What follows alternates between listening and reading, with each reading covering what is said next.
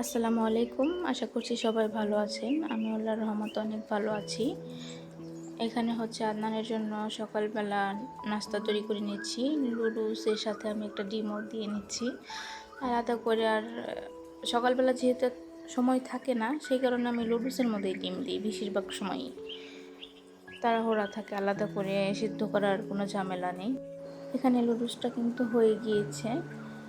তারপরে যাচ্ছি হচ্ছে আদনানকে ব্রাশ করানোর জন্য। ওকে এখন ব্রাশ দিলে ও নিজে নিজেই ব্রাশ করতে পারে।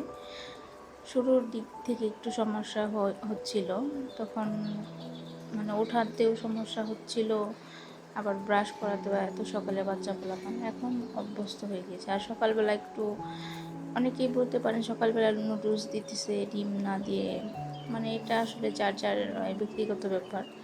তো 11টা পর্যন্ত স্কুলে থাকতে হয়, সেখানে তো একটা ডিম খেয়ে তখন থাকাই যায় না। তো স্কুল থেকে এসে এখানে কিন্তু এটা ঝাটকা মাছ ছিল, এটা কুটে নিয়েছি।